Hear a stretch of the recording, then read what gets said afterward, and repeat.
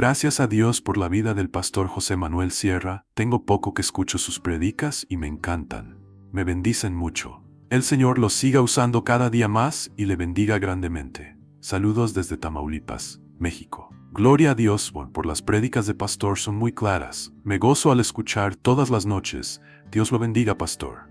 Maravilloso, digno, perfecto, gracias mi Dios eterno, gracias por un día más, es tu tierra. Hacer o arruinar algo. Sinónimos de la palabra desbaratar, desordenar, dilapidar, desorganizar, desarreglar, etc. Vamos a tener en la mano o ahí al alcance la página que dice arriba Amalek y Amán. Esa es la primera que vamos a estar leyendo en esta mañana, ¿sí? Amalek y Amán. Partimos de la base que Amalek era un pueblo real que existía, que se había arraigado en la tierra de Canaán antes de que el pueblo de Israel viniera de la esclavitud de Egipto. Y Amalek, como vamos a ver en este día, fue el primer pueblo que se atrevió a atacar directamente al pueblo de Israel, pero utilizó una estrategia muy interesante y fue atacarle por la parte de atrás, por la retaguardia. No es el enemigo que se caracteriza por ir de frente, como podían ser otros enemigos de la Biblia, sino que es el enemigo que aprovecha la parte débil, a los cansados, a los enfermos, a los que no pueden ir al mismo ritmo de los demás. Esa es la forma como ataca Amalek, por la espalda, ¿no? Entonces vamos a leer algunas cositas que se dice aquí, y vamos a ir metiéndonos en el estudio de esta mañana. Amalek es esa nación que ha intentado destruir al pueblo de Israel a lo largo de su historia. En términos físicos, Amalek es una nación de individuos que odian a los judíos con un odio violento y mortal. Pero cualquier fenómeno físico tiene una raíz espiritual. Todo fenómeno físico no es más que una fuerza espiritual que se manifiesta en el mundo. Hemos dicho en más de una ocasión que lo natural en muchas ocasiones es un reflejo de lo espiritual. Cuando tú vas, por ejemplo, caminando y ves tu sombra en el suelo, la sombra no eres tú, la sombra es un reflejo de lo que tú realmente eres. Pero lo que vemos es la sombra, pero lo que vemos es un reflejo de lo que no se puede ver, ¿de acuerdo? Entonces, cuando ocurre algo en el mundo natural, el hombre que no tiene el Espíritu de Dios no puede interpretar, no puede leer, ni siquiera se percata de que detrás de ese fenómeno aparentemente normal, algo que ocurrió como producto de la casualidad o como una intervención de la naturaleza, pues él no sabe leer lo que está pasando, ¿no? Detrás de una situación, detrás de una guerra, detrás de cualquier situación. Sin embargo, queremos insistir en esto. Para nosotros los creyentes, los acontecimientos aparentemente normales y naturales de la vida tienen una lectura diferente, una lectura, digamos, también de tipo espiritual, porque lo natural es un reflejo de lo espiritual. Entonces, el apóstol Pablo, que era conocedor de esta gran verdad que estamos diciendo en esta mañana, cuando él escribe la primera carta a los hermanos de la iglesia de Corinto, les dice que cuanta cosa ocurrió en el Antiguo Testamento, desde que salieron de la tierra de Egipto hasta que llegaron a la tierra prometida, dice, todo aquello fue una especie de sombra, todo aquello es un ejemplo natural de lo que está ocurriendo en el mundo espiritual y sobre todo en el tiempo en el cual vivimos nosotros hoy en día. Los enemigos naturales que tuvo que enfrentarse Israel, como los amalecitas, los amorreos, los jebuseos, etcétera, pues simplemente son un ejemplo, un botón de muestra objetivo, visible, de esos enemigos espirituales con los cuales tendría que enfrentarse el pueblo de Dios a lo largo de la historia. El faraón es un tipo de Satanás. Moisés es un tipo de Cristo, el personaje, el instrumento que el Señor utiliza para liberar, para sacar de la esclavitud al pueblo de Israel. La tierra prometida es un ejemplo de nuestra nueva vida en Cristo, de cómo podemos disfrutar de una libertad, cómo podemos servir y conocer al Señor, etcétera, etcétera. Así que todo lo que vamos a estar viendo acerca de Amalek si bien es cierto que ocurrió realmente y hubo un pueblo que existía que se llamó Amalek, Amalek es el tipo. Hay dos figuras de dicción muy importantes en la Biblia, las iremos estudiando Dios mediante ahora en estas clases de hermenéutica que hemos comenzado. Y una es el tipo y otra es el antitipo. El tipo es lo que prefigura, lo que anticipa lo que va a suceder en el futuro. Y cuando tú ves el cumplimiento de ese tipo en la persona real o en el acontecimiento real, eso es el antitipo, ¿vale? Entonces, Amalek es un tipo de todos los enemigos que a lo largo de la historia se enfrentarían no solamente con el pueblo de Israel, sino con todos los creyentes en el Dios de Israel, ¿vale? Seguimos leyendo el párrafo número 2, así que quédate con esto. Todo fenómeno físico no es más que una fuerza espiritual que se manifiesta en el mundo. Amalek representa, por lo tanto, esa fuerza que desea destruir al pueblo de Dios y a su destino, su propósito. Ahora, ¿qué fuerza espiritual es la que representaba en su momento el pueblo de Israel? ¿Por qué tanto empeño en destruir a ese pueblo? Porque el pueblo de Israel tenía el deber de presencia de Dios en el mundo. Era el único pueblo en aquel momento que existía monoteísta de la tierra, y Dios le dijo en cierta ocasión a ellos que ellos iban a ser sus testigos. Todos los pueblos que en aquel tiempo existían, todos absolutamente, salvo el pueblo de Israel, eran politeístas. Hay una lista enorme en la Biblia de dioses que se adoraban en aquel tiempo: Quemos, Milcón, Moloc, Baal, Astarot, Astarte, y tantos, ¿va? El único pueblo que tenía la creencia en un único Dios, creador del cielo, de la tierra y de todo lo visible, era el pueblo de Israel. Por lo tanto, si a un enemigo se le ocurría, como el caso de Amalek, atacar y destruir al pueblo de Israel, automáticamente la tierra quedaría sin testimonio. La tierra quedaría sin un botón, sin un punto de referencia de que había un Dios único y verdadero, que en aquel momento la obligación de Israel era proclamarlo y anunciarlo a los cuatro vientos sobre toda la faz de la tierra. Por lo tanto, cuando leemos, y lo hemos hecho en esta mañana, que Amalek realmente a quien ataca es al trono de Dios, pues uno puede darse cuenta de que el objetivo final de Amalek no solamente era destruir físicamente a una serie de personas llamadas en aquel tiempo el pueblo de Israel o judíos, sino que el objetivo de Amalek era que en la tierra no hubiera testimonio de que un día hubo un Dios que creó el cielo, la tierra, las naciones, los peces, al hombre, etcétera, etcétera, y por lo tanto es como si hubiera matado a Dios. La existencia de Dios queda borrada. No hay testimonio, no hay vestigio en la historia de que hay un Dios creador, porque el único pueblo que lo representaba y creía en él y le honraba y le servía era esta gente. Al desaparecer, al destruir a este pueblo, automáticamente ya a Dios no se le ve por ninguna parte. Entonces, por eso cuando leemos que Amalek se levanta contra el trono de Dios, la palabra, la expresión trono de Dios representa su soberanía, su dominio, su majestuosidad, su presencia, su existencia en el mundo. Eso es lo que significa el trono de Dios, ¿de acuerdo? Fijaros que, por ejemplo, antes de Amalek, Satanás, vamos a leer esas porciones también seguramente en esta mañana. Satanás, él lo que intenta es destronar a Dios. No solamente quitar a Dios del medio, sino que no se hable de Dios, de su existencia, de su obra, y de esa manera pues el mundo queda a la deriva, como un barco sin timón. No hay presencia de Dios, no hay testimonio de Dios, por lo tanto comamos y bebamos, que aquí no pasa nada. Ese es el objetivo de Amalek. Los testigos dan testimonio de aquello que no puede ser visto.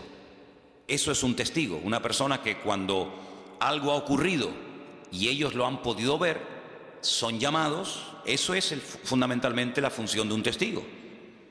Si algo está presente o es evidente, son totalmente innecesarios los testigos. Esto es solo cuando la cosa o suceso no puede ser percibido directamente, entonces es cuando se llama a los testigos. ¿Usted estuvo allí? ¿Usted vio que él le atacó? ¿Y qué dijo? ¿Usted lo vio? ¿Y cómo fue? ¿Y cómo no fue? ¿Y cuántos eran? ¿Y a qué hora era más o menos? Eso es lo que hace un testigo. Si en lo que el testigo va a decir es evidente y es visible, la presencia de los testigos es totalmente innecesaria. Por lo tanto, como la presencia del Señor, la soberanía del Señor era un concepto abstracto, invisible, tenía que haber una presencia visible, que en este caso era el pueblo de Israel, que diera testimonio de que cada vez que la gente levantaba la cabeza y veía un pájaro cruzar por el cielo, ese pájaro no salió de la nada, sino que detrás de ese pájaro hay un creador que lo diseñó, que lo formó y que ahí lo puso. Y detrás de esa estrella, y detrás del sol, y detrás de la luna, y cuando paseamos por el campo y vemos las flores y los animales, etcétera, etcétera, ellos eran los únicos testigos en aquel tiempo de todo esto. Por lo tanto, Amalek, su objetivo era borrar de la faz de la tierra todo vestigio y presencia de Dios. Por lo tanto, de la misma manera, la presencia de Dios no era percibida directamente en el mundo. Por eso el pueblo de Israel, en aquel momento, era el testigo que tenía la tarea de dar testimonio de que detrás de las bambalinas se hallaba la presencia del Señor. Si ellos callaban, automáticamente Dios quedaba mudo en el mundo. Digamos en cierto sentido que Israel en aquel momento era la boca de Dios, era el testigo de Dios que podía decirle al mundo que detrás de la creación había un creador y un diseñador. De la misma manera, hoy en día, todos y cada uno de nosotros, no solo con nuestras palabras, sino con nuestras vidas, debemos de dar testimonio de la existencia y de la presencia de Dios en el mundo. Por eso la persecución no solamente ya abarca al pueblo de Israel, sino que abarca a todo aquel que ha creído y que ha confiado y que ha depositado su fe en el Dios del pueblo de Israel, en el Dios único y verdadero. Por eso no solamente Amalek ataca y sigue atacando al pueblo de Israel, sino que también ataca a todo el conjunto del pueblo de Dios, y ahí lógicamente entramos tú y yo. El pueblo de Israel es el único pueblo monoteísta del mundo, es el único pueblo que va de un extremo a otro, o cree en el Dios único y verdadero, el Dios de Abraham, de Isaac y de Jacob, o no creen en nadie. No hay católicos judíos, no hay personas que se abrazan a cualquier otra creencia o religión. O creen o no creen, o son creyentes en el Dios único y verdadero, o son ateos, son paganos y no les interesa absolutamente nada. Por eso es un pueblo que en Medio Oriente, es el único pueblo en el Medio Oriente, rodeado de más de 200 millones de árabes, de musulmanes, que da testimonio de que el Dios que se adora en ese pequeño país, en ese pequeño territorio, es un Dios diferente. No es Alá, no es Mahoma, no es el Corán, sino es el Dios de siempre. Y por eso una guerra constante y permanente contra ese pueblo que está marcando allí una diferencia. Si el pueblo de Israel fueran todos musulmanes, si el pueblo de Israel, en vez de adorar al Dios de Abraham, de Isaac y de Jacob, adoraran a Alá y creyeran en Mahoma y tuvieran el Corán, automáticamente se acabaría el conflicto. Pero como no es así, es una piedra en el zapato. Es un pueblo que va en contra de la norma establecida de la zona, y por lo tanto el enemigo no quiere que en un territorio donde él ha hecho lo que le ha dado la gana durante generaciones y generaciones, haya un pueblo, por así decirlo, que le lleve la contraria. Pero ahora no solamente existe ese pueblo, ahora no solamente hay esa gente allí, sino que ahora hay por toda la faz de la tierra, por los 5 continentes de la tierra, hay diseminado más de 1.000 millones de personas que creen también en el Dios de los judíos, o en el Dios que vino a través del pueblo de Israel. Por lo tanto, la guerra es contra todo creyente verdadero en el Dios único y verdadero, que es nuestro Dios. Amén. Seguimos. Amalek, mientras leemos, ustedes pueden ir pensando de quién más o menos podemos estar hablando. Y Amalek está dispuesto a sacrificarse a fin de destruir completamente cualquier evidencia de la presencia de Dios en el mundo. Está dispuesto a hacer cualquier cosa con tal de borrar la existencia y el testimonio de Dios en la tierra. El mayor acto de obediencia pedido por Dios a un hombre fue el acto de sacrificar a un hijo. Ese fue el mayor acto de obediencia que jamás Dios le ha pedido a un hombre. Ya sé que hay otros casos, como por ejemplo el de Saúl, que también lo vamos a analizar. Era un acto de obediencia, de acatar la voluntad, la misión de Dios para su tiempo, pero nada que ver con el hecho de que Dios te pida que mates a tu hijo. Es mucho más fácil matar a un filisteo que matar a tu hijo. Es mucho más fácil construir un barco en medio de la nada, como hizo Noé, que matar a tu hijo. Es mucho más fácil hacerle la guerra a los enemigos y despropiarlos de todos sus tesoros y construir un templo a tu Dios que matar a tu propio hijo. Si el acto de obediencia más grande que jamás un hombre ha tenido que realizar es el caso de cuando Dios le pide a Abraham que sacrifique a su hijo. Por lo tanto, ellos saben perfectamente en esa cultura que el acto de obediencia más grande que un hombre estuvo dispuesto a hacer fue sacrificar a su propio hijo.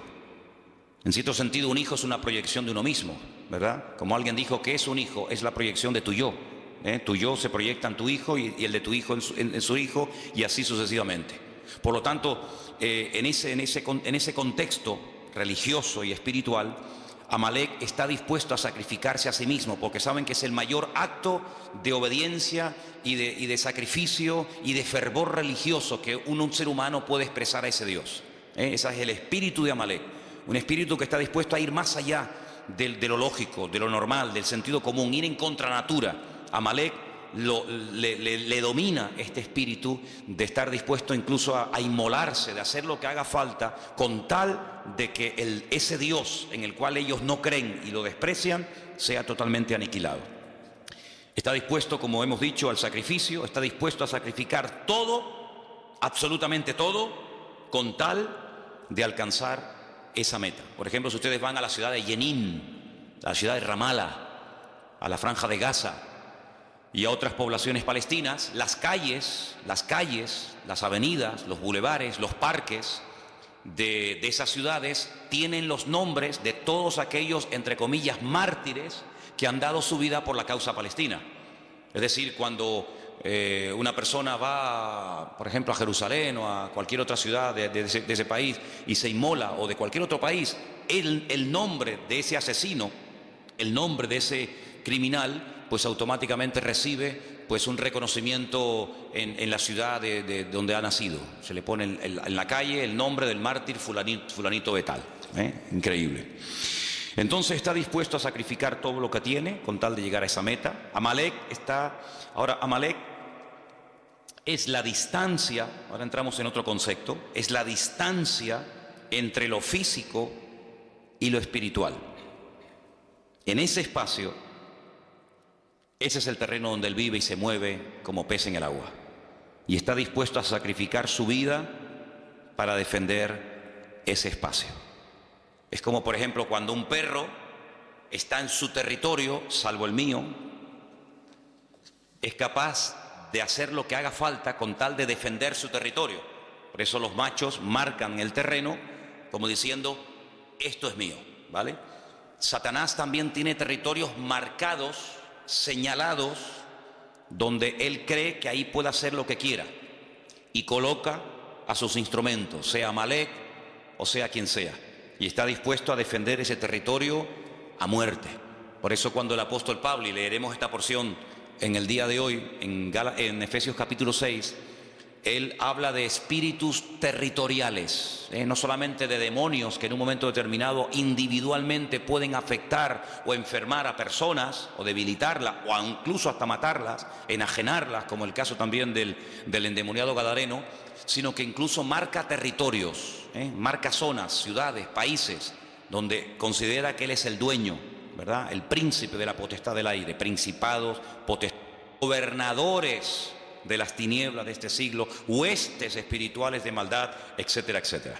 Entonces, en un sentido profundo, el significado de esta batalla entre Amalek y el pueblo de Dios es que ellos luchan contra Dios y contra su presencia en el mundo. Esta es la raíz de todas las batallas y de todas las guerras. Así de claro. Vamos a leer algunos versículos en esta mañana. Voy a pedir a algunos de ustedes que me ayuden. Por ejemplo, vamos a leer en 2 de Timoteo 4:7, 1 de Pedro 5:8. Entonces, leamos esos dos versículos antes de seguir adelante en esta mañana. Repito, 2 de Pedro 4:7, 2 de Timoteo 4:7 y también 1 de Pedro 5:8. ¿Quién tiene Timoteo? ¿Sí? Vamos. He peleado la buena batalla, he acabado la carrera, he guardado la fe. Pablo es el autor bíblico que más términos militares utiliza en sus cartas. Casco, espada, yelmo, guerra, soldados y cantidad de términos típica y puramente militares. Habla de guerras, habla de batallas, habla de enemigos. Y es que Pablo tenía una percepción del mundo espiritual muy clara, muy clara. Y por eso él dice al final de su carrera, al final de su ministerio, que él lo que realmente ha hecho a lo largo de su existencia es pelear la buena batalla. Si él no ha estado de rositas, él no ha estado de vacaciones, él no ha estado pegándose la gran vida, sino que él ha sido un guerrero. Él llegó incluso a decir, yo traigo en mi propio cuerpo, físicamente hablando, marcas de las pedradas, del martirio, de los zarpazos de los leones, de lanzas, en fin, de tantas y tantas cosas. Que Pablo compara la batalla espiritual del creyente con una auténtica guerra. Y el campo de batalla nuestro hoy en día es el mundo. Y por eso el apóstol Pablo, cuando describe la realidad de la vida cristiana, la describe como una persona que está continuamente en guerra, como un soldado, y por eso utiliza los términos que acabo de mencionar, ¿no? El apóstol Pedro habla acerca de que tenemos todos un enemigo en común, y ese enemigo lo compara a un animal. ¿Quién tiene, por favor, según Primera de Pedro 5:8, Sonia? Dice, sed sordos y velad, porque vuestro adversario el diablo, como león rugiente, anda alrededor buscando a quien devorar. Vuestro adversario es una realidad, continuamente está dando vueltas y vueltas y vueltas, tratando de buscar a alguien y devorarlo, matarlo, destruirlo. No es que le va a hacer una caricia, no es que le va a venir a asustar, sino devorarlo, destruirlo completamente. Así como Amalek quería destruir completamente la presencia de Dios en el mundo, representada en aquel momento por el pueblo de Israel, hoy en día Satanás lo que quiere es que no haya testimonio en tu casa de la presencia de Dios, que no haya testimonio en tu barrio, que no haya testimonio en el mundo de que nosotros estamos hoy en día siendo testigos de Cristo, de su resurrección, de su muerte, de su venida, etcétera, etcétera. Si vamos a Efesios capítulo 6, en Efesios capítulo 6 el apóstol Pablo está preso en Roma. Él escribe desde la cárcel 4 cartas, se conocen como epístolas de prisión, y en Efesios el capítulo 6, estando él preso en Roma, seguramente ya a punto de morir, escribe 4 cartas. Una de ellas es la carta a los Efesios, otras a los Filipenses, y en esta concretamente, en el capítulo 6, verso 10, el apóstol Pablo habla en estos términos clarísimos: por lo demás, hermanos míos, fortaleceos en el Señor y en el poder de su fuerza. Vestíos de toda la armadura de Dios, para que podáis estar firme contra las acechanzas del diablo. Porque no tenemos lucha contra sangre y carne. Esa era la guerra que llevaban los romanos en el mundo, contra ejércitos, personas, seres humanos. Sino que nuestra lucha es, fíjense, contra principados, viene de príncipes. Hay príncipes en el mundo espiritual, en el mundo de las tinieblas. Hay gente que tiene el galón, que tiene ¿cómo es?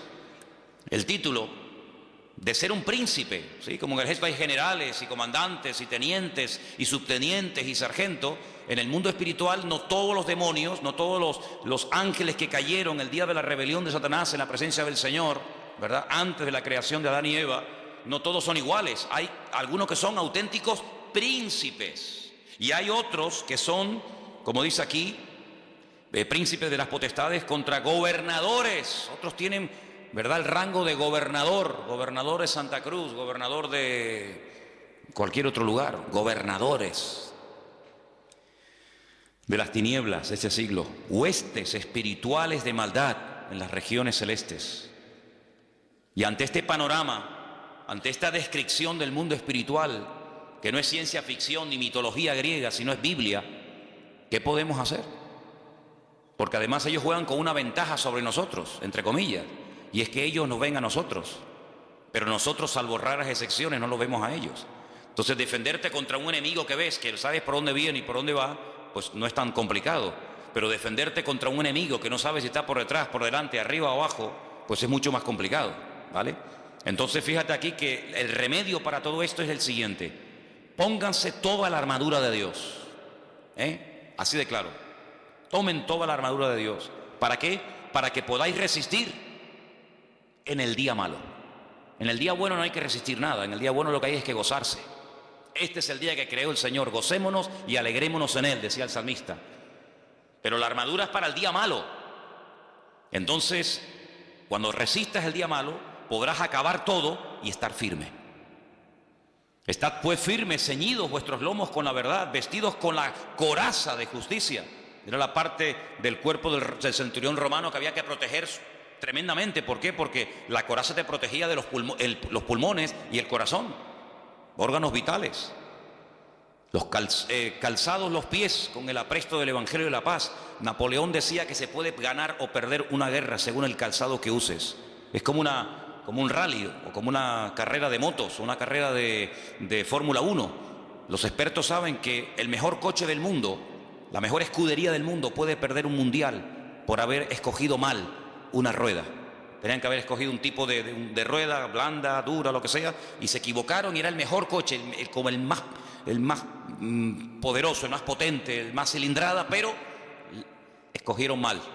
Entonces Napoleón decía que tenían que cuidar sumamente el calzado de los soldados romanos, en este caso de los soldados franceses, porque sabía que una guerra se puede perder con un mal calzado. Y el Señor dice que el mejor calzado que podemos utilizar es el apresto del Evangelio.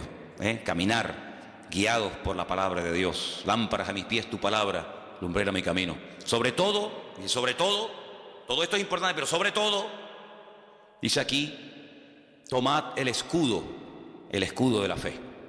Había dos tipos de escudo, uno que era redondo, que era cuando se estaba de guardia, y un escudo que era muy alto, que te llegaba casi desde la barbilla hasta los tobillos, y era el que se llevaba al combate. Entonces cuando lanzaban las flechas, se lo ponían así y se tapaban y las flechas golpeaban y no caían, ¿no? Él está describiendo un escudo redondo, tremendamente poderoso, que cuando veías venir un dardo de fuego, cuando veías venir una lanza o lo que sea, te cubrías y te protegía cualquier parte del cuerpo. Dice, sobre todo toma ese escudo, para que puedas apagar todos los dardos de fuego del maligno. Tomad el yelmo. El yelmo era como una especie del casco, lo que te protegía la cabeza, los pensamientos, el cerebro, de la salvación, la espada del Espíritu, que es la palabra de Dios. Y algunos dicen, bueno, ya se acaba la armadura. No, hay un elemento abstracto, pero que forma parte vital de la armadura. Lo que le da consistencia a la armadura es el verso 18. Lo que hace que la armadura no se caiga ni te quede grande es lo que dice el verso 18. Orando en todo tiempo, con toda oración y súplica en el Espíritu, velando en ello con toda perseverancia por todos los santos. Y Pablo era una persona muy preparada, muy competente, con un conocimiento alucinante del Señor, tanto teórico como práctico, pero él sabía que sin el respaldo de la oración no podía ir ni de aquí a la esquina, porque él llegó a decir que no tenemos que ignorar las maquinaciones del enemigo. Él fue el que dijo aquella frase que todos conocemos, ¿no?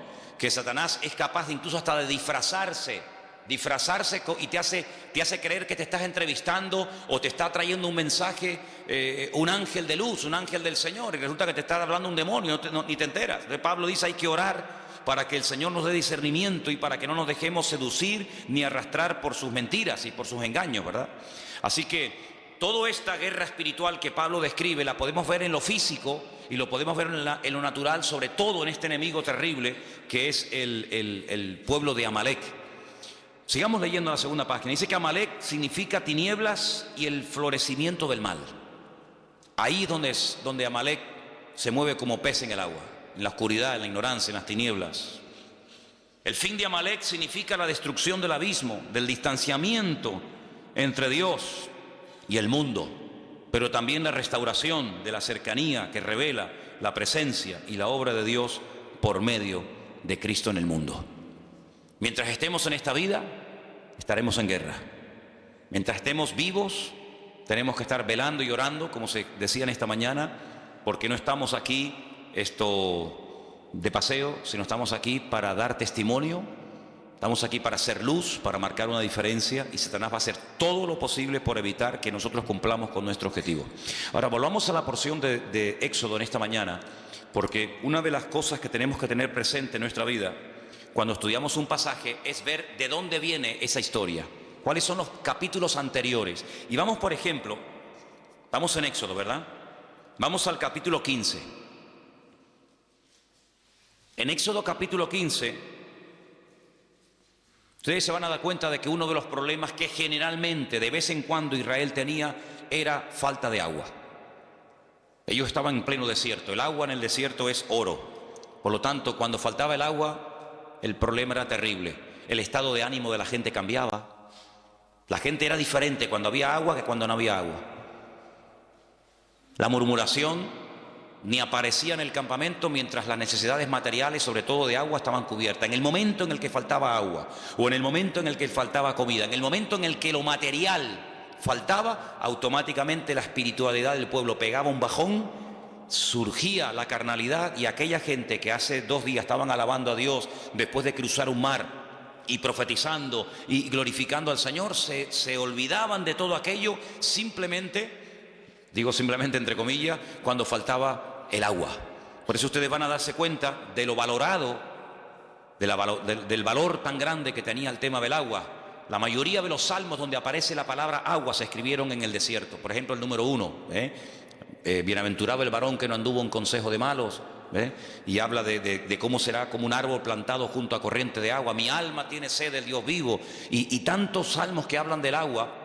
Era un elemento tremendamente valorado. Bueno, pues en el capítulo 15, del versículo 22 al versículo 27, encontramos una parada de las tantas que hizo el pueblo de Israel antes de llegar a la tierra prometida. Encontramos una parada donde encontraron agua. Sí, había agua, pero no se podía beber. Entonces, ¿para qué la queremos? Ellos se pararon en un lugar que en hebreo se llama Mará. Mará significa amargura. Vamos a leer el pasaje para que nos demos cuenta qué cosa tan interesante ocurrió aquí. Hizo Moisés que partiese Israel del Mar Rojo. Salieron al desierto de Shur, anduvieron 3 días por el desierto sin hallar agua. Llegaron a Mará y no pudieron beber las aguas de Mará porque eran amargas. Por eso le pusieron el nombre Mará, amarga. Entonces, ¿qué ocurre? Ese pueblo que salió cantando, danzando y profetizando del Mar Rojo comienza a murmurar contra Moisés y le dice: ¿qué hemos de beber? Moisés clamó al Señor y el Señor le mostró un árbol, lo echó en las aguas y las aguas se endulzaron, y allí le dio estatutos y ordenanzas y allí los probó. Eso es lo importante. Esto es una prueba. Yo quiero ver cómo reacciona el pueblo ante la primera. Esta es la primera dificultad con la que se encuentra Israel cuando sale de Egipto. Vendrían otras, pero esta es la primera. ¿Habéis visto la gloria mía en Egipto? ¿Habéis visto cómo el faraón murió? ¿Habéis visto cómo el ejército del faraón fue destruido? ¿Habéis visto el mar rojo abierto?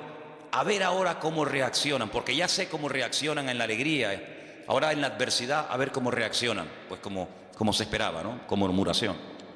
Y dijo: si oyeres atentamente la voz del Señor tu Dios, e hicieres lo recto delante de sus ojos, y dieres oído a tus mandamientos, y guardares sus mandamientos, sus estatutos, ninguna enfermedad de las que envié a los egipcios te enviaré a ti, porque yo soy el Señor, tu sanador. Llegaron a Elim, donde dice que había 12 fuentes y 70 palmeras, y acamparon allí junto a las aguas. Si los lleva a Mará, no pueden beber el agua, es amarga. El Señor les muestra un árbol, que es tipo de Cristo, de cómo endulza la vida, de cómo endulza las aguas. Allí los prueba, le da estatutos, le da leyes y dice: ok, ya veo cómo reaccionan cuando no tienen agua. Vamos a otra parada, los lleva a Elim, y en Elim dice que había, hasta el día de hoy, en Elim siguen habiendo las palmeras que menciona aquí, 70 palmeras y 12 fuentes de aguas.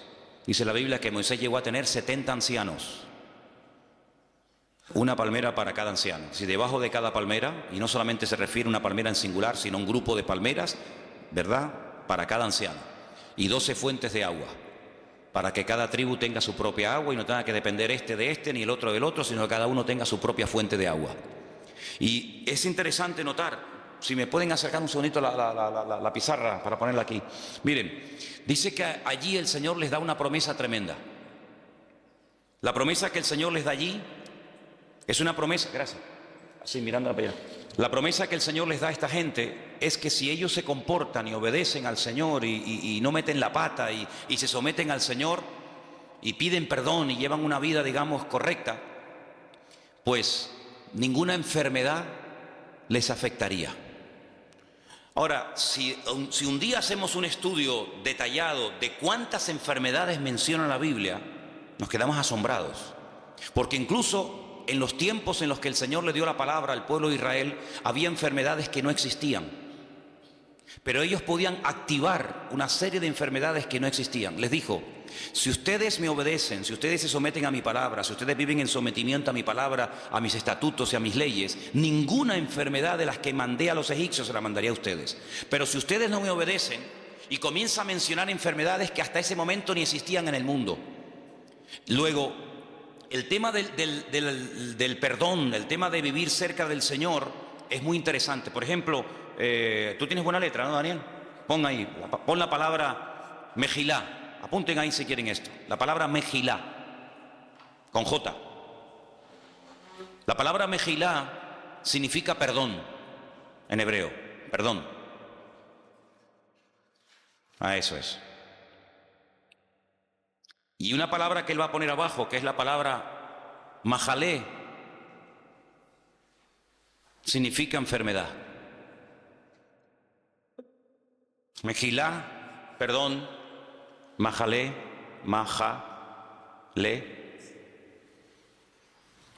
enfermedad.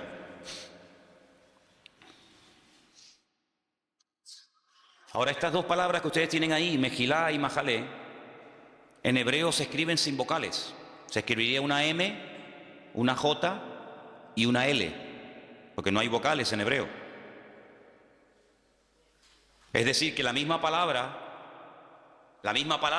se puede leer como Mejilá o se puede leer como Majalé.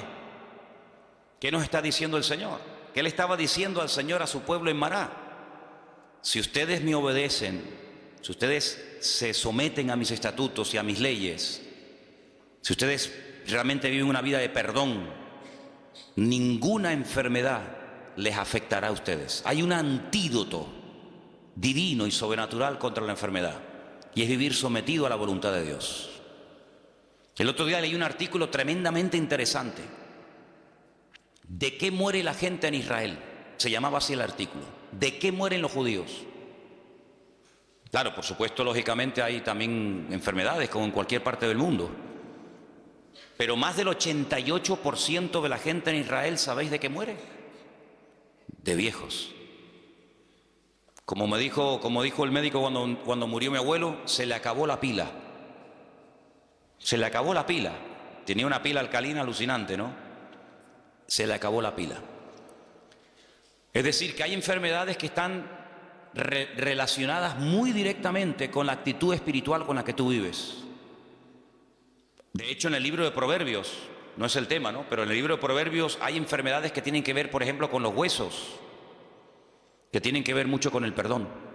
La persona rencorosa, la persona que odia, la persona que no quiere perdonar, la persona que tiene esa herida contra el padre, contra la madre, contra el abuelo, contra el marido, contra lo que sea, dice que termina secándose los huesos.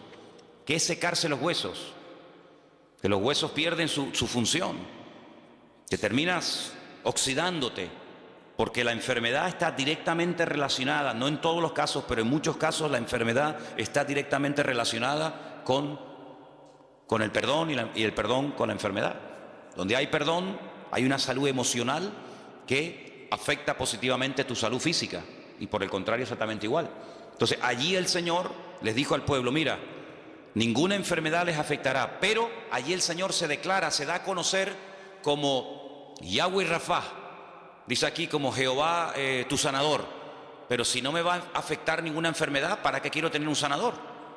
Porque si no voy a estar nunca enfermo. Os he explicado, e incluso algunas las hemos hasta escrito para que ustedes vieran, ¿no?, en lo que consiste. Es un espectro muy amplio, ¿no? Amalek no es solamente un enemigo que ataca de una manera y nada más, sino que Amalek es tal vez uno de los enemigos espirituales más amplios, y presenta un panorama de diferentes ataques y diferentes líneas en las cuales viene.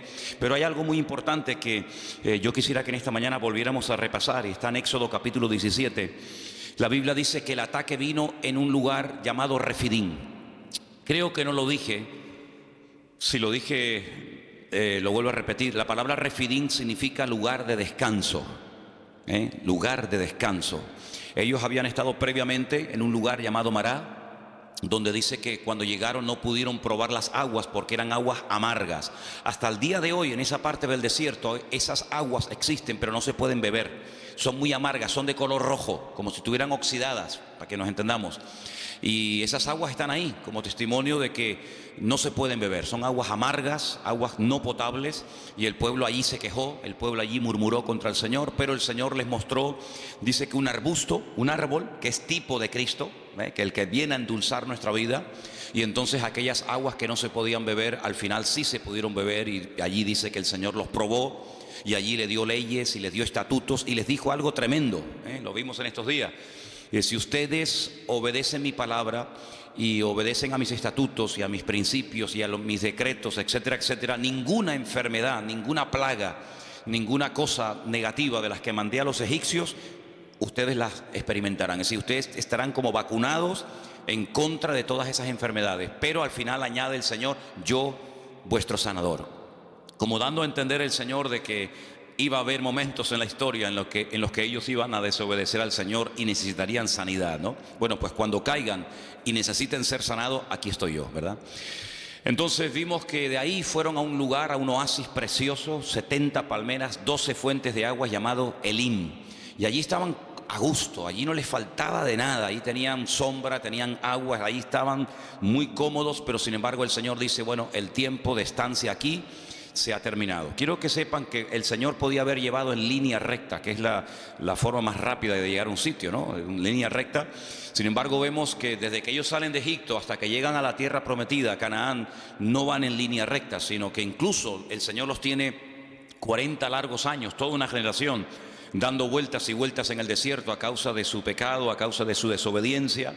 Vemos que la voluntad de Dios era que hacía 40 años entraran, pero no entraron, porque hay un momento que no lo hemos dicho en estos días, pero creo que es clave y muy importante, en el que el pueblo le dice a Moisés, ¿por qué no mandas espías? ¿Por qué no mandas a personas para que reconozcan la tierra y nos digan cómo es? ¿Qué más da cómo es? Si esa es la tierra que el Señor quiere que conquistemos, ¿qué más da? Si es grande, si es pequeña, si tiene montañas, si no tiene montañas, ¿qué más da? Esa es la tierra que es nuestra y punto, ¿no? Pero ellos mandaron, según la versión que tenemos generalmente todos nosotros, espías. La palabra realmente es la palabra regalim, que significa exploradores. Hay una gran diferencia, ya lo dijimos en su momento, hay una gran diferencia entre un espía y un explorador. El espía entra camufladamente, no quiere que nadie lo vea, quiere pasar desapercibido, va a espiar, va a observar cuáles son los puntos débiles del enemigo y luego informar a sus tropas para saber cómo atacar. El explorador va a cara descubierta, el explorador no importa que lo observen, el explorador va como una especie de turista, ¿verdad? Y así fueron, dice la Biblia, que estos exploradores, porque es la palabra que emplea el texto original, exploradores, exploraron la tierra, estuvieron 40 días, estuvieron por todo el país, desde el norte hasta el sur, este a oeste, y entonces cuando ellos regresan, el pueblo está expectante, diciendo, bueno, a ver, ¿cómo es? ¿Cómo es esa tierra? ¿Cómo es el país? Y ellos dicen, bueno, la tierra es buena, la tierra es hermosa, pero es imposible de conquistar. ¿Cómo que? Sí, es imposible, porque resulta que las ciudades están amuralladas y tienen murallas tan enormes que llegan hasta el cielo, cual es falso, y la tierra traga a sus moradores, y la gente son gigantes, y nosotros los veíamos a ellos y nos comparábamos con ellos y parecíamos nosotros como langostas, y dan un informe tan pésimo, un informe tan negativo, que dice que toda la santa noche el pueblo de Israel en sus tiendas estuvo llora que te llora, llora que te llora, e incluso pensaron en matar a pedradas a Moisés y decir, volvamos a Egipto porque esto es un disparate, esto es una locura, hemos venido aquí para nada, y al final, bueno, El Señor dice en la Biblia que esa noche se apesadumbró y esa noche fue cuando Dios hizo un decreto que hasta el día de hoy está en vigor, un decreto terrible. Ese día, según el calendario bíblico, era el 9 de Av, el 9 del mes Av, Y ese día fue un día que no van a olvidar en su vida el pueblo de Israel, porque todas las peores desgracias de la historia de ese pueblo, todas han ocurrido siempre el 9 de Av. El día que los reyes católicos en España firmaron el decreto de expulsión de los judíos, curiosamente, ¿no? Aunque vemos en el libro de Esther que no hay casualidades, fue el día 9 de Av. Cuando se firmó la solución final de la Segunda Guerra Mundial fue el 9 de Av. Cuando se destruyó el primer templo de Jerusalén antes de Cristo fue el 9 de Av. Cuando se destruyó el segundo templo 70 años después de Cristo fue el 9 de Av. Y podríamos dar una lista de 100 y pico acontecimientos terribles para que ellos recordaran toda su vida que llorasteis sin motivo. Yo les voy a dar ahora motivos para que lloren ahora por desgracias que ustedes mismos han provocado, ¿no? Y ese día Dios decretó que no iban a entrar.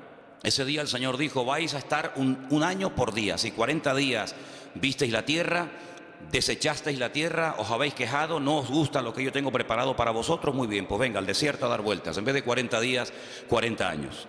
Y todos aquellos de 20 años para arriba que salieron de Egipto, que vieron la gloria del Señor, que vieron milagros tremendos, dice que ninguno de ellos iba a entrar salvo dos: Josué y Caleb, que también fueron dentro de ese grupo de los 12 exploradores, pero ellos no se quejaron. Dice, por ejemplo, que Caleb fue hacia una región donde estaban enterrados los patriarcas, la ciudad de Hebrón. En aquel tiempo se llamaba Kiriat Arba. Kiriat significa pueblo, Arba significa cuatro, el pueblo de los cuatro gigantes o de los cuatro principales. Y es que en aquel lugar hay una cueva que compró Abraham en su día, y se llama la famosa cueva de Macpela. Macpela significa la cueva de las parejas, Está en la ciudad de Hebrón. Allí está enterrado Abraham con su esposa Sara. Allí está enterrado Isaac con su esposa Rebeca, y allí está enterrado también Jacob con su esposa Raquel, con su esposa Lea. Raquel no, porque murió por el camino y no está allí enterrada. Y hay una tradición judía que dice que también allí está enterrado Adán y Eva, pero bueno, eso ya es harina de otro costal. La cuestión está en que cuando Caleb vuelve al pueblo, dice: efectivamente, las murallas son muy altas, pero eso no es una mala señal, si todo es como se mire. Alguien dijo: el vaso está medio lleno o medio vacío. ¿Sabéis por qué las ciudades están tan amuralladas? Porque nos tienen miedo. Porque si no nos tuvieran miedo, vivirían sin murallas, vivirían sin protección, vivirían sin torres de vigilancia. Pero como nos tienen miedo, han construido enormes murallas porque nos tienen miedo. Así que no se lo tomen por lo negativo, si lo tomen por lo positivo, ¿vale? El hecho de que ellos parezcan gigantes no es verdad, no es que sean gigantes, sino que tú, al tener una declaración de fe tan pobre y tan miserable, te ves con una bajoestima tan terrible que le das al enemigo una fuerza que no tiene. Y vemos que, por ejemplo, allí en Refidín fue donde fueron atacados, porque la forma de hablar como que le dio alas, como que le dio pie al enemigo. Ahí fue allí cuando el Señor suple el agua de una forma milagrosa, pero hay un momento en el que ellos dicen: ¿pero Dios está o no está con nosotros? Si ustedes pueden, por ejemplo, leer en el capítulo 17 de Éxodo, versículo 7, dice: ¿está Dios o no está Dios con nosotros? Eso es una queja, eso es una duda, eso es poner en tela de juicio la credibilidad de Dios. El Señor le dijo: yo les voy a acompañar, no se preocupen, yo voy delante de ustedes, nadie les podrá hacer frente, a todo lugar donde vayan, mi gloria, mi presencia, yo iré con ustedes. Pero ahora dicen: ¿pero está o no está Dios? ¿Cómo que no está? Estamos dudando de la palabra de Dios, y entonces allí es donde el enemigo les ataca sin previo aviso, como les acabo de decir. Y es que nuestra forma de hablar, ¿sabes?, o frena al enemigo o le da posibilidad, le da alas al enemigo para poder atacarnos. Yo decía en estos días que Dios nos va a guiar según tú has decidido ya la forma como Dios quiere que te guíes.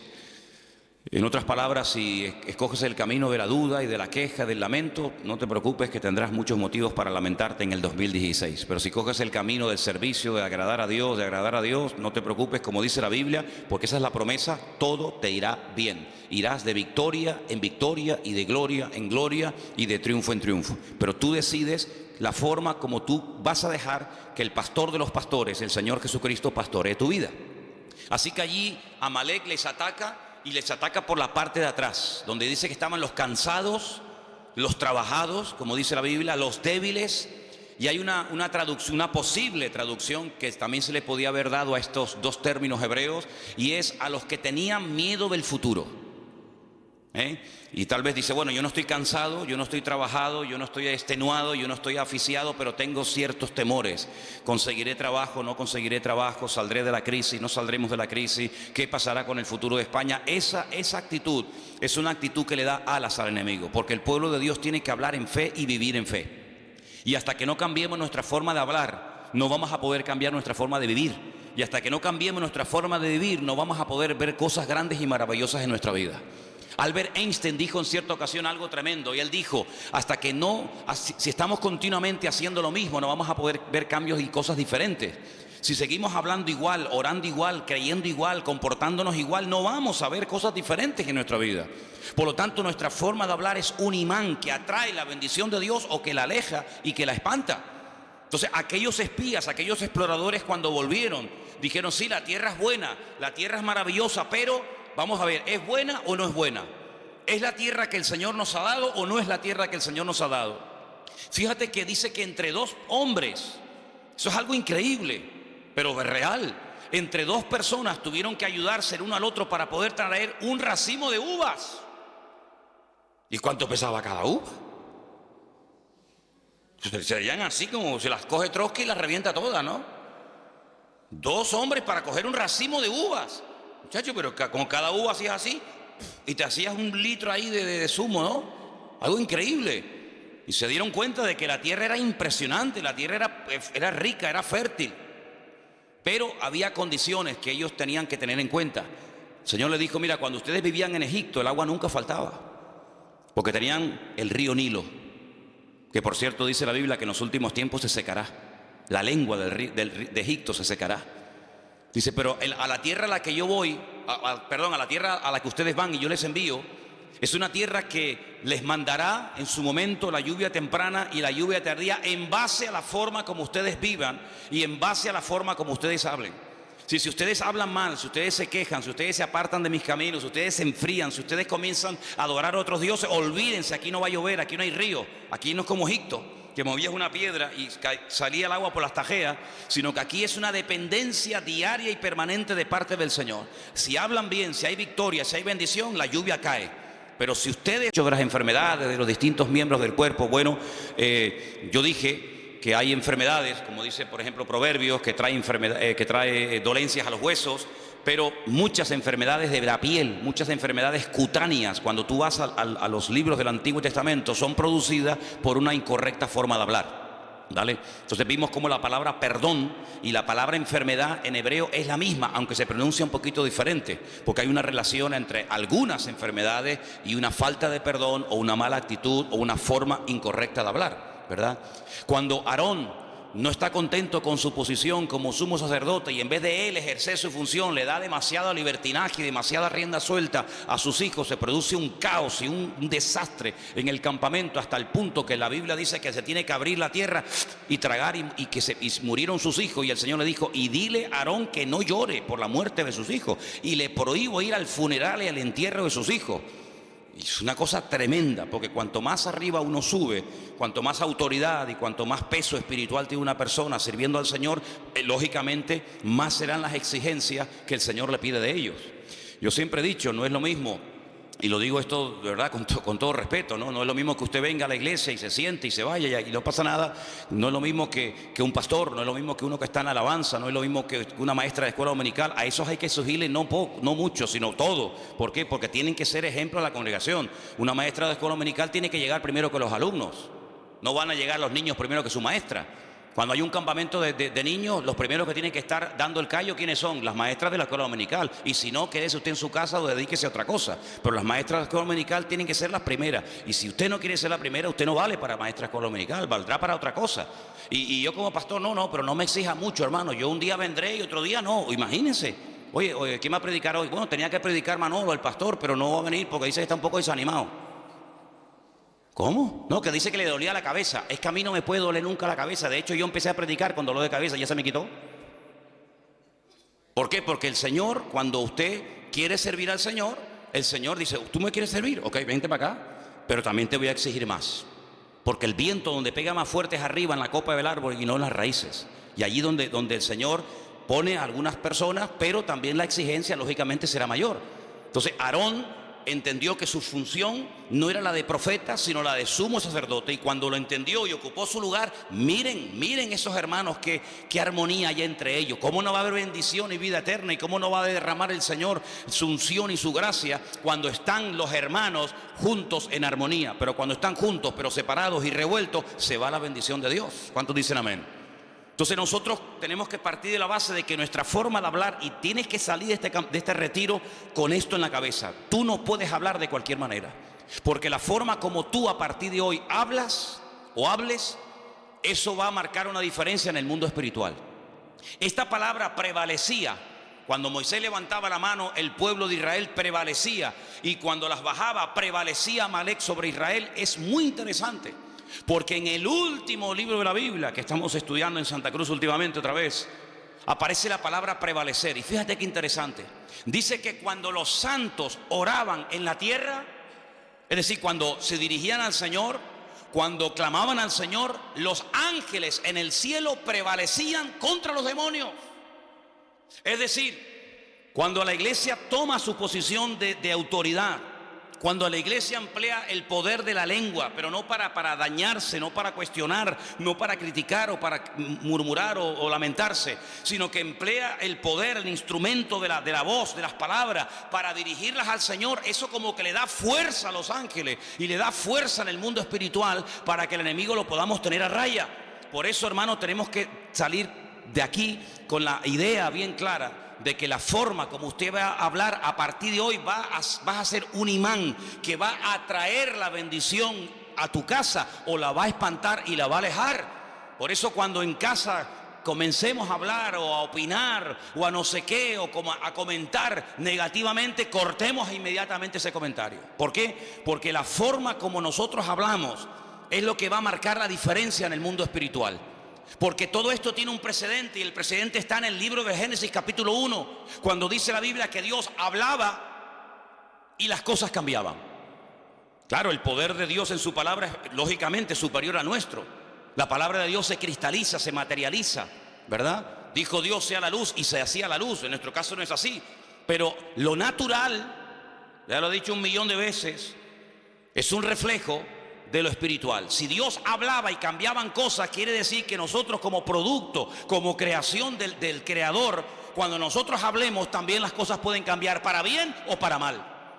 ¿Cuántas personas están tiradas por el suelo, no tienen ninguna autoestima, no confían en nada ni en nadie? ¿Por qué? Porque desde pequeños han sido bombardeados con palabras como: tú no sirves para nada, tú no vas a levantar cabeza, tú eres un burro, tú eres un ser a la izquierda, tú no sé qué, tú eres como tu padre, un vago. Y ¿cuántas veces pasa eso en la vida?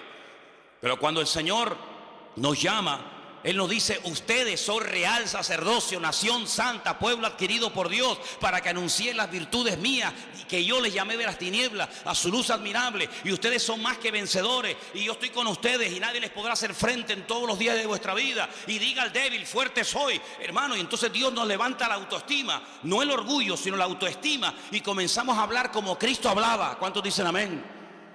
Y Él no permitía ni siquiera a sus más íntimos colaboradores o discípulos, Él no permitía que hablaran palabras incorrectas. Cuando aquel discípulo le dice: Señor, no vayas a la cruz, ¿para qué? Si a lo largo de la historia no te van a aceptar esta gente, ¿para qué vas a la cruz? Y el Señor le dijo: apártate de mí, Satanás, porque no estás poniendo la mira en las cosas de Dios, sino que te estás dejando influenciar demasiado, excesivamente, por las cosas de los hombres. Tienes una visión muy corta, ves a muy corto plazo. Pero hermano, nosotros tenemos que sembrar en fe. ¿Y cómo se siembra en fe? Con la palabra. Dios me va a bendecir, Dios me va a prosperar, yo voy a ser una persona usada, Dios me va a bendecir, Dios va a abrir puertas. Y dirá: bueno, pero esto es autosugestión, llámelo como quiera. Pero esa es la forma como el Señor quiere que nosotros hablemos. ¿Cómo estás? Aquí aguantadito. ¿Cómo que aguantadito? ¿Cómo estás? Y dicen algunos: bueno, tirando. ¿Tirando qué? Piedra estás tirando. ¿Cómo estás? Bueno, aquí echando días para adelante. Sí, las expresiones son múltiples y variadas. Hay para todos los gustos y colores. ¿Cómo estás? En victoria. ¿Cómo estás? Bendecido. ¿Cómo estás? Triunfante y glorioso. ¿Por qué? Porque todo lo puedo en Cristo que me fortalece. ¿Cuántos dicen amén? Así como tenemos que hablar, hermanos. Así como tenemos que hablar, hombre. Gloria a Dios. Dejemos esas expresiones a los del mundo. Dejémoslos que ellos hablen así. Quieren hablar así, que hablen así. Así les va. En el rastro que tenemos en Santa Cruz hay un chico que todos los días viene y siempre le pregunto lo mismo. Ya sé la respuesta. Es como ¿cómo era? La erotesis. La erotesis, ¿qué era? Hacer una pregunta que ya sabe la respuesta. Esa figura de dicción. Te digo, ¿qué? ¿Cómo estás? Y yo dentro digo, aguantadito. Y al segundo dice, aquí aguantadito. Él siempre dice lo mismo. Vivíamos en un edificio en Santa Cruz hace años, ahí en la Rambla, y había un portero del bloque. Y decía, ¿qué? No voy a decir el nombre porque a lo mejor lo conocen y vete entonces hay algún familiar del portero aquí, ¿no? Digo, ¿qué? ¿Cómo estamos? Y siempre decía, siempre lo mismo. Así me decía tú. Yo siempre lo mismo. Nos fuimos del edificio, él sigue viviendo allí y te aseguro que han pasado, no sé, 100 años desde que me fui de allí. Y yo le pregunto hoy a este hombre, ¿cómo está? Y te aseguro que, mira, me juego un brazo de que me diría, siempre lo mismo. Ya, increíble, ¿cómo pues? Yo es que me aburro 2 veces haciendo la misma cosa, Dios mío. Yo que siempre tengo que estar haciendo algo, si no me aburro, ¿cómo voy a estar yo en un puesto de trabajo toda la vida? Siempre lo mismo, siempre lo mismo, siempre lo mismo, siempre lo mismo. Tío, qué vida más aburrida tienes, viejo. Qué soso de vida eres, de verdad que no eres atractivo, aparte eres bajito, gordo, feo, encima siempre lo mismo. Ya, no hay por dónde me cogerte, viejo. ¿Me entiendes? El Señor está conmigo, Dios me va a bendecir, el Señor me bendice y tal. Claro que sí, hombre, claro que sí. Y esa es la forma como podemos hablar. Y el enemigo, cuando oye a un tipo hablando así, el enemigo dice, agüita con este, vamos para allá. Porque con este no me meto, claro. ¿Me entiendes? Y eso no tiene nada que ver con la edad, no tiene nada que ver con la cultura. No, es que los suecos somos así, los españoles. No, olvídate de eso, no, ni suecos, ni alemanes, ni vaina. Somos cristianos, somos hijos de Dios. Y como hijos de Dios, el diablo tiene que tenernos miedo a nosotros. Hay creyentes, yo no sé, aquí nosotros porque no nos hemos criado con ese ambiente, pero hay creyentes que cuando les conoces y hablas con ellos de otras congregaciones sobre todo, pues siempre están, no, es que el diablo, no, es que el enemigo, es que yo digo, pero ¿cómo puedes vivir así? Siempre con miedo. El otro día estábamos poniendo el mural ese, por cierto, échenle un vistazo porque ahí hay fotografías del siglo XVIII. Ahí van a decir, Dios mío, dame discernimiento de espíritu porque no sé quién es este, ¿no? Y entonces resulta de que Juan, ¿no está Juan? Ahí está Juan. No sé cómo fue, yo pensaba, ven esos chorretes que hay por ahí del óxido de la canaleta. Pues dice, no, esto es de, ¿cómo me dijo? Del aceite o de no sé qué cosa. Digo, ¿cómo del aceite, Juan? Si esto es de la lluvia que cae arriba y está oxidada la canaleta, hay que cambiarla. Dice, no, esto es de aceite. Digo, ¿cómo? Digo, mira. Me dice, mira para acá. Y le digo, ay, mira. Mire lo que hay aquí. Además, fíjate, hace así. Una mano, ¿la ves? Yo digo, dice, no, hay aquí, hay allí, y entonces resulta de que en el cuarto ¿cómo es? En el cuarto donde duermen ustedes, las puertas son blancas, que las puso unas puertas preciosas. Y el otro día estaba en la habitación, allí creo que estaba hablando con Margarita, y veo en la puerta una mano. Y yo dije, sin haber sabido todavía la explicación de la vaina esta, yo digo, esto fue uno que tenía la mano hedionda o sucia, perdón, ya. Como estamos de retiro, tengo mentalidad de retiro en vez de pastor ahora mismo, ¿no? Y entonces le digo, esto fue uno que tenía la mano sucia y la puse aquí. Y ya me iba yo a buscar un trapo para limpiarle y me dice Juan, dice, no, es que aquí, esto a veces lo prestamos o lo alquilamos a algunas iglesias y entonces resulta que no se les ocurrió otra cosa, por ahí hay más manos, ya verás, ahora van a ver manos por todos lados. Y dice, no, vinieron aquí unos hermanos y no se les ocurre otra cosa que meter las manos en aceite y ponerse por todas las paredes, ungiendo y bendiciendo las paredes. Y yo digo, ungiendo las paredes. ¿Cómo que ungiendo las paredes? Es como si yo voy a tu casa y le digo, hermana, ¿tiene un poquito de aceite de oliva? Sí. Ven a ungir en la casa y te mancho todo el salón. Hermano, nosotros no podemos tener esas supersticiones. Yo me acuerdo hace años había aquí un matrimonio en el Toscal, que cuando fuimos un día a su casa y lo veo con un bote de aceite ungiendo la jaula del canario. Mi madre, no les digo mentira, era verdad. Y le digo, ¿pero qué está haciendo? Y dice, no, es que el canario últimamente está haciendo unos ruidos raros. Digo, ¿estará afónico? ¿Habrá aprendido el cántico? Digo, ¿pero cómo va a ungir usted la jaula de un canario, hombre? Con lo caro que está el aceite, hombre.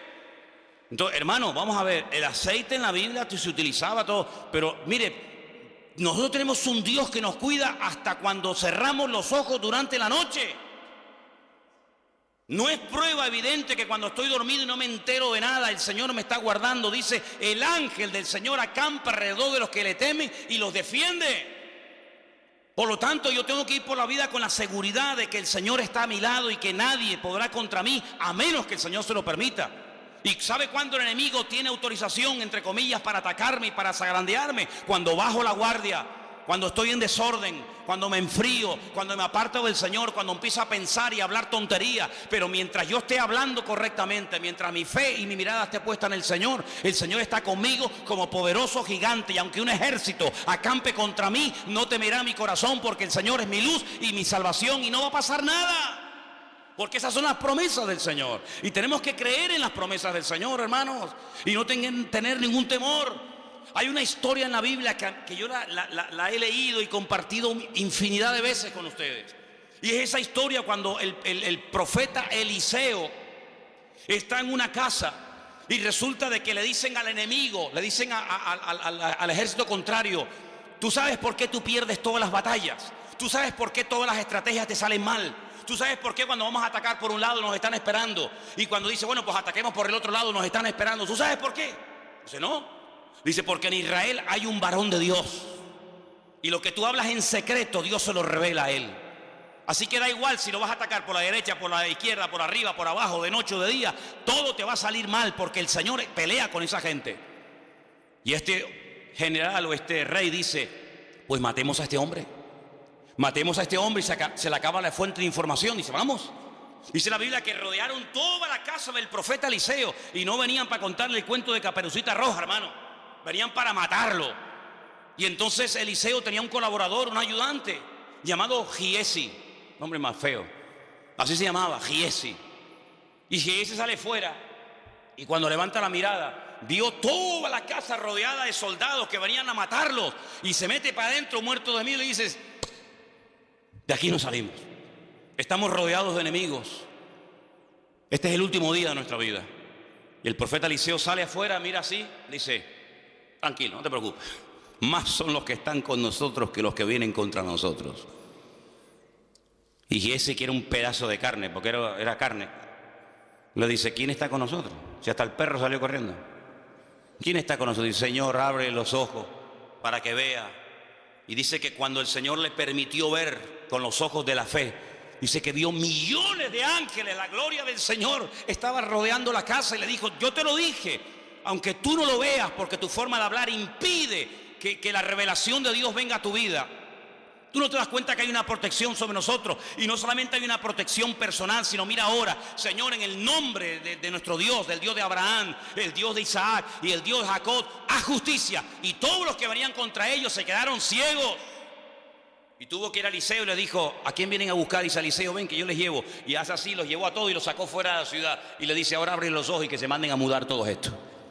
Ese es nuestro Dios, hermanos, un Dios que nos ha prometido siempre protegernos, sanarnos, bendecirnos, restaurarnos, ayudarnos. No hay nada que el Señor no pueda hacer en nuestra vida, pero necesita, entre comillas, que nosotros aprendamos a ocupar nuestro lugar y hablar adecuadamente. ¿Cuántos dicen amén?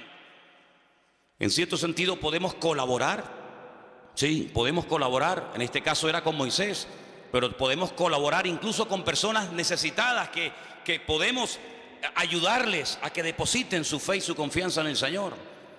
Vamos a ir al Evangelio según San Marcos. Que Dios bendiga a nuestro hermano Marcos, amén. Gloria a Dios. Marcos capítulo 2. Es una historia, un mensaje muy conocido, donde vemos cómo nosotros en un momento determinado podemos ayudar a otras personas, hasta ayudarles a crecer y que esas personas después caminen solas. Marcos capítulo 2, versículo 1 dice que Jesús entró otra vez en Capernaum. La palabra Capernaum es Cafernaum. Cafer en hebreo significa pueblo. Naún es el nombre del profeta Nahum. Entró al pueblo del profeta Nahum.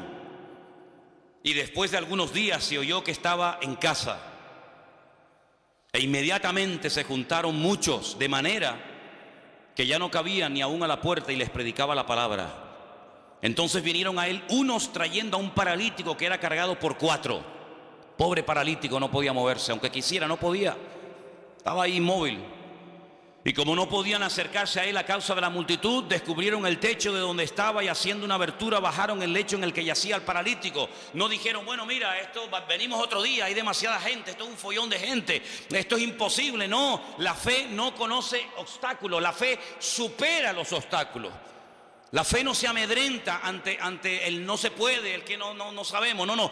Si no podemos por la ventana, por la puerta. Y si no por la puerta, por el techo. Y si no, hacemos un túnel y lo metemos por abajo. Pero de aquí no nos vamos, porque esta es la oportunidad que hoy Dios nos está dando.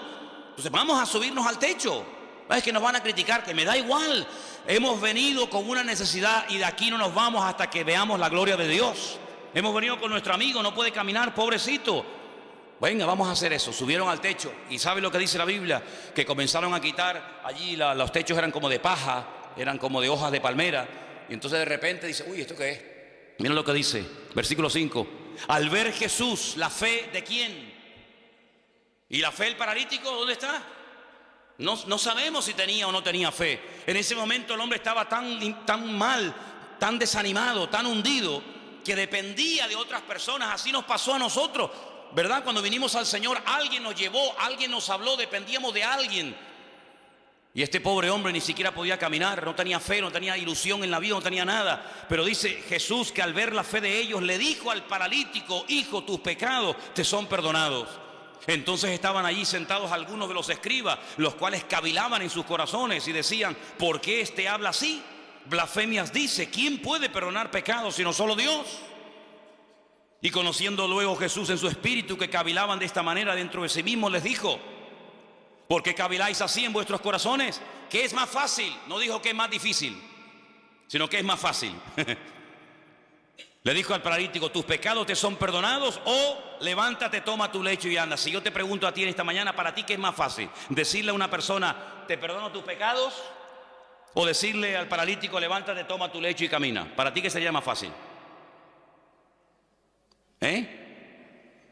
Claro, porque eso no cuesta nada, ¿no?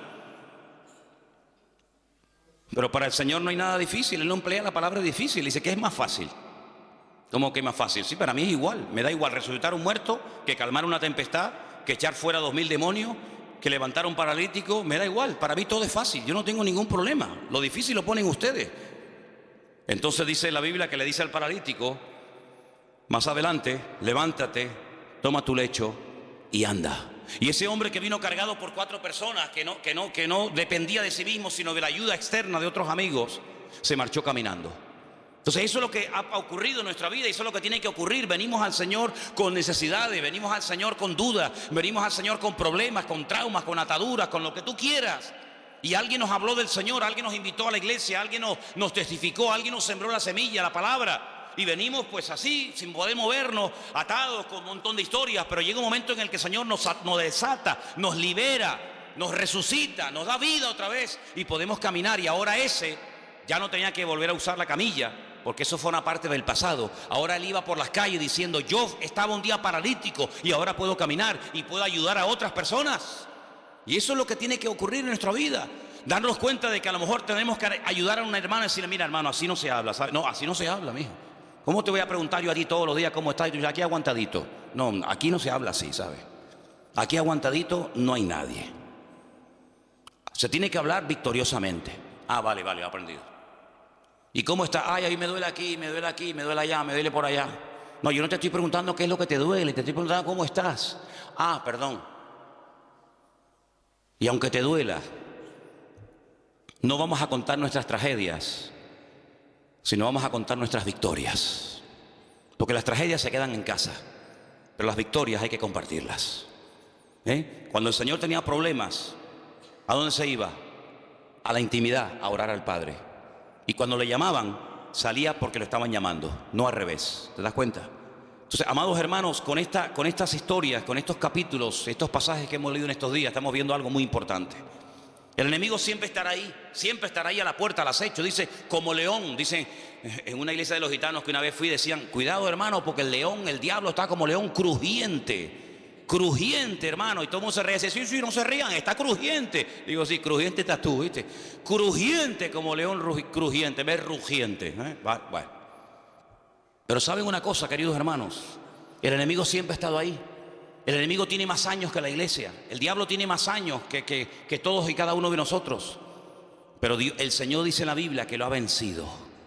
Lo ha derrotado una vez y para siempre. Entonces, ¿por qué está suelto? ¿Por qué sigue tentándonos? ¿Por qué sigue complicándole la vida a las naciones? ¿Por qué sigue hurtando, matando y destruyendo? Porque es un condenado a muerte que está gozando temporalmente de libertad condicional. Estás condenado, pero te dejo un poquito de cuerda. Y como es un ser tan maligno y tan perverso que nunca va a cambiar, porque no quiere cambiar, todavía sigue haciendo de la suya, pero ya no tiene ningún poder